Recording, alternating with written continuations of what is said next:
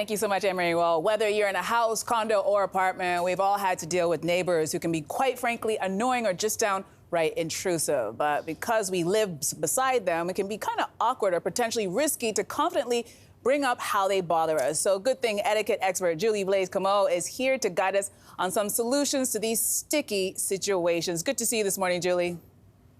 Nice to see you again, Andrea. All right, so let's get into it. We have a lot of scenarios we want to go over. So the first one, say hypothetically I have a neighbor who's really just jumping on my last nerve and I don't have the patience for them anymore.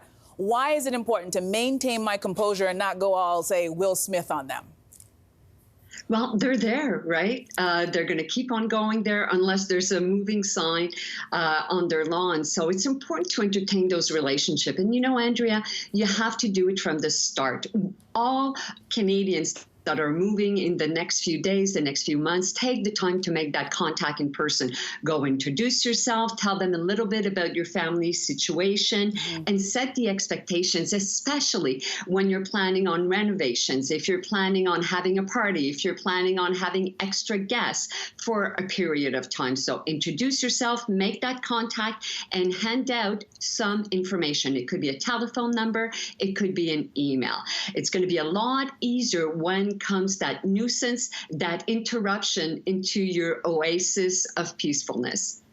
All right, so Julie, let's go through some common neighbor nuisances together. For example, say your neighbor has a dog that likes to relieve itself on your lawn and they are not picking up. What should I say to make sure that doesn't happen again?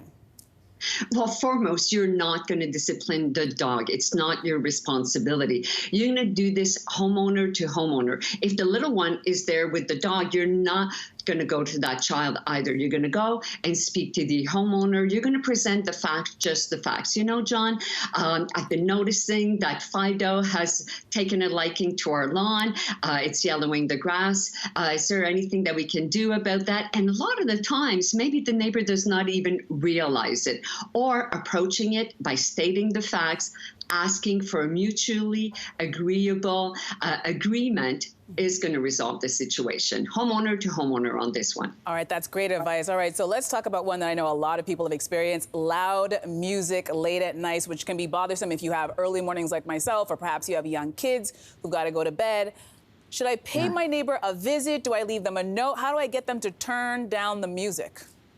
I'm so glad that you're touching on that anonymous note. Do not go that way. It's going to start to create paranoia. They're going to come out of their home. Who did it? Who sent it to us? It's much better. And think about it yourself. Wouldn't you rather getting somebody coming to let you know? And together you can decide on what is agreeable. It could be different times of the day. It could be on different days. And also the volume, the decibels, a lot of municipalities, I can't say every because I don't know about every municipality in Canada, but a lot of them have certain decibels. So let's check in on that first and then make it agreeable. All right, great advice. I got to make a note. Do not write a note to that loud neighbor. All right, Julie, thank you so much for those tips. You're welcome.